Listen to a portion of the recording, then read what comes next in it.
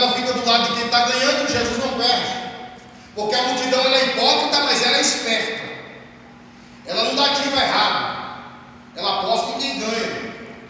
Aí a multidão é esperta, ela entende que o escriba conhece tudo de Bíblia. Sabe que os escribas são muito inteligentes, são homens letrados, sabem falar bonito. Mas a multidão nunca viu um escriba ressuscitando morto.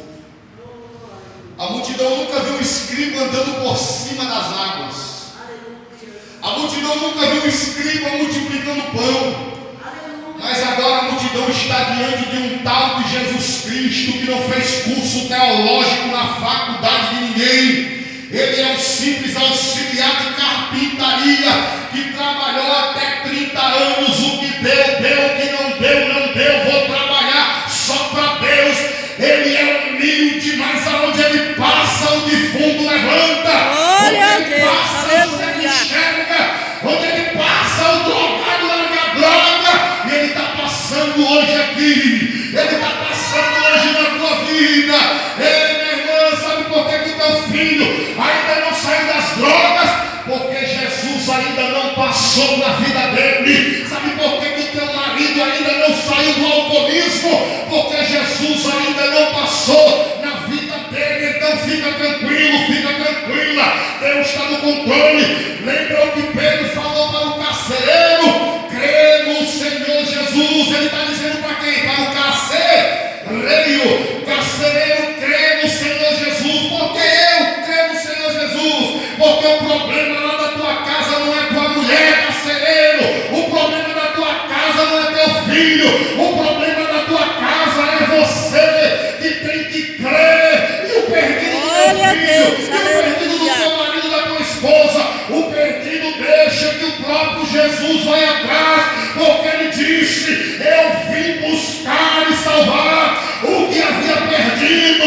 É você, meu irmão, que ele quer que continue congregando, que continue adorando, que continue ofertando. Deixa o perdido do teu familiar, que o próprio Jesus vai. Aleluia, Deus. Glória a Jesus.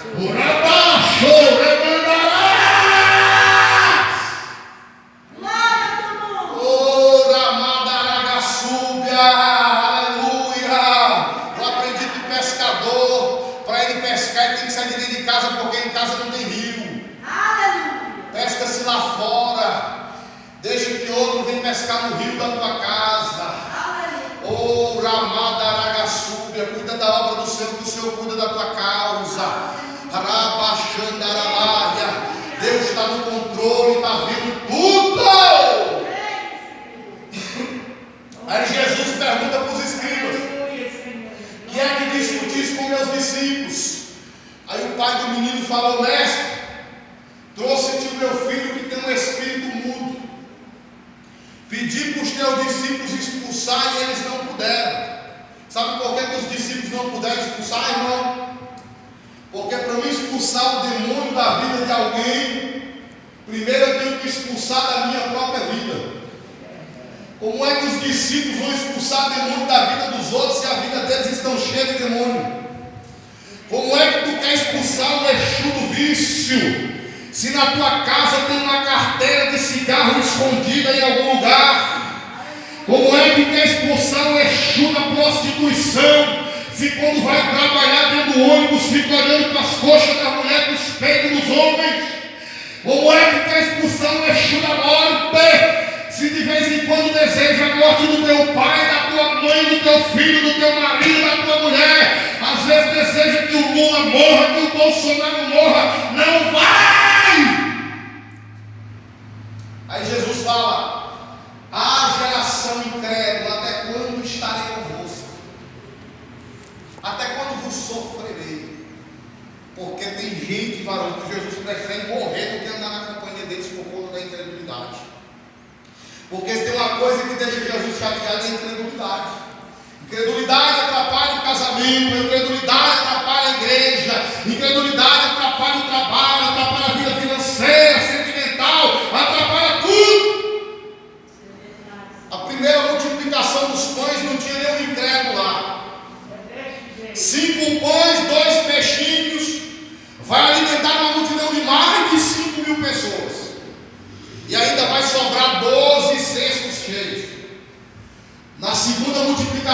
pães, o incrédulo manifestou.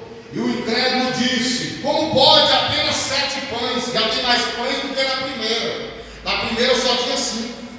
Como pode alguns peixinhos? Já tem mais peixinhos do que na primeira. Na primeira só tinha 2. Na segunda já tem alguns. Dá-se a entender que é mais de 2. Como pode alimentar uma multidão de 4.000 pessoas? Já tem menos pessoas do que na primeira. A primeira tinha mais de 5.000. Porque com a incredulidade você tem mais dinheiro, mais recurso, mais material e faz uma obra menor.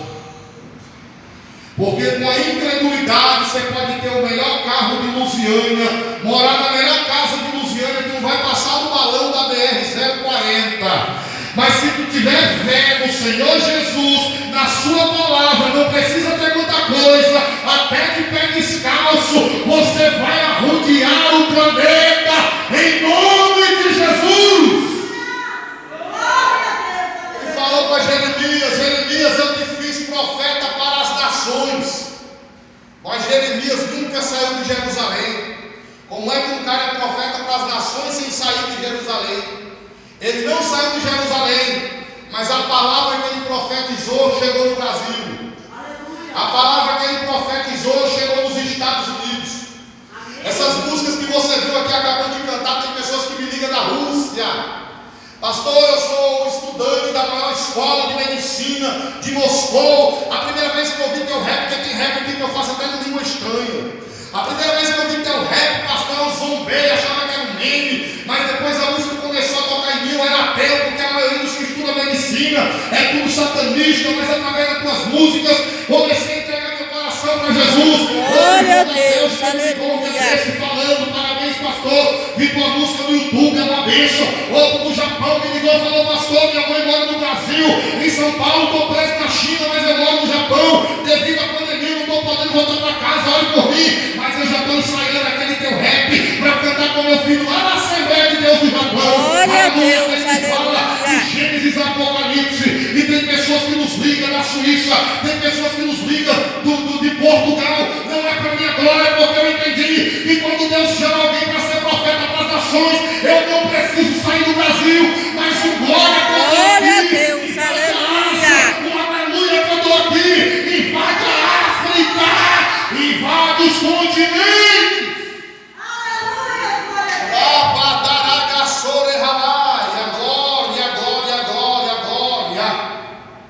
Jesus fala: traz o menino, trouxeram o menino.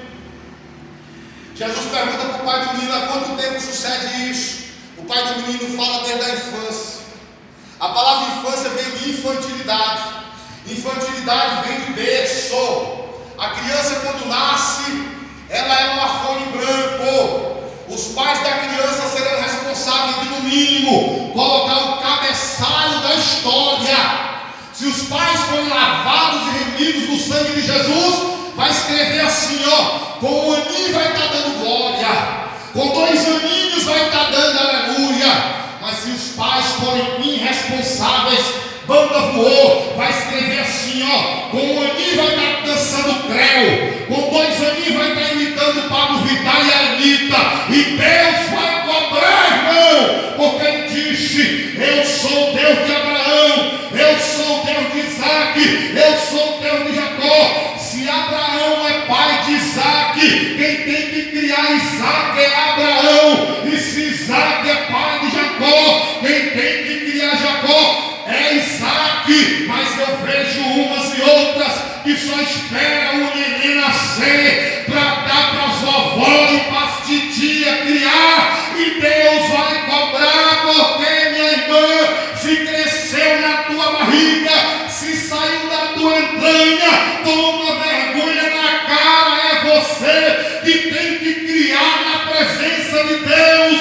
Ei, macho, se foi você que teve uma noite de prazer com aquela mulher e gerou aquela criança inocente, toma vergonha na cara. É você que tem que assumir e criar na presença de Deus, porque a palavra do Senhor diz: ensina a criança no caminho. Não é ensina a criança o caminho, é ensina no caminho.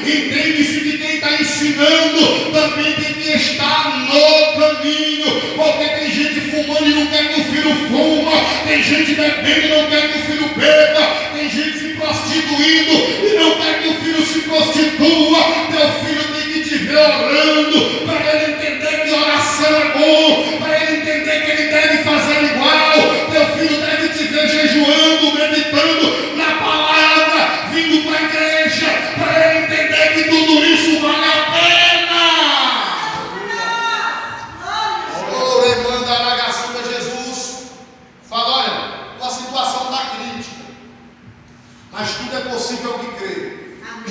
A palavra tudo é possível ao que crê está dizendo: o que você quiser é assim que vai ser. Se você quiser cheirar todas, é possível. Se quiser se desviar, é possível. Mas também, se quiser tomar vergonha na cara e se arrepender de todo o coração, também é possível. Aleluia, glória a Deus. Glória a Deus, Mas o aleluia. menino vai dizer: eu creio, Senhor. Ajuda a minha incredulidade. Ele não sabe orar. Olha só, ajuda a minha incredulidade. Se Jesus for ajudar a incredulidade, vai ficar mais incrédulo. Porque quando eu estou gripado, eu tenho que tomar uma coisa que é boa para a gripe. Tenho que tomar uma coisa que é ruim para a gripe, para combater ela, brigar com ela e mandar ela embora. Mas a Bíblia diz que nós não sabemos orar como convém, mas é o Espírito Santo que intercede por nós com gemidos inexprimíveis. Jesus vai ajudar ele, por quê? Porque Jesus prefere ajudar um ignorante que não sabe orar, que não sabe ler, que não sabe escrever, do que um crente que conhece Bíblia, mas não quer obedecer. Quem não lembra de Jonas, lá naquele porão daquele navio, veio uma forte tempestade sobre o navio e os tripulantes começaram a clamar seus deuses, mas nós sabemos que deuses estranhos, eles não existem, só existe um Deus verdadeiro. A Bíblia vai dizer que a sorte caiu em Jonas, mas quem apontou Jonas lá dentro? Se deuses estranhos não existem, quem apontou Jonas lá dentro foi o Deus criador do céu e da terra, porque ele prefere atender um macumbeiro, espírita, católico, idólatra, do que um crente que conhece Bíblia, mas não quer obedecer, está acomodado lá no porão. Mas se tiver alguém aqui nesta noite, desta forma, Deus manda te dizer: desacomoda hoje, sai do porão. A palavra do Senhor vai dizer que quando Israel estava em guerra contra os filisteus, a Bíblia vai dizer o seguinte: que os filisteus se colocaram em ordem contra Israel. Se colocaram o quê? Porque os inimigos, eles têm ordem. O crente não, ora quando quer, jejua quando quer, senta quando quer, levanta quando quer, vem para o culto quando quer, vai embora quando quer. Os inimigos não, eles têm ordem. E nessa guerra morreram 4.000 israelitas. Diga, 4.000 israelitas. Quando morreram os israelitas, os anciãos falaram: sabe o seguinte, nós só perdemos essa guerra porque a arca da aliança não foi conosco. Vamos em Siló buscar a arca da aliança. A arca representa a presença de Deus. Aonde a arca estava, com certeza a presença de Deus também estava. Eles entenderam que só morreram 4.000 na guerra porque não levaram a arca. Eles foram a Siló, buscaram a arca, mas quem veio diante da arca? Ofni e Finéias, 2 sacerdotes caídos, filhos de Eli, que estavam levando uma vida de prostituição, adultério e glutonaria. Vieram pelejar contra os filisteus. Sabe quantos morreram? 30.000. Repita comigo: 30.000. Eu faço uma pergunta: o que é mais, 30.000 ou 4.000? Porque andar sem Jesus é um grande prejuízo.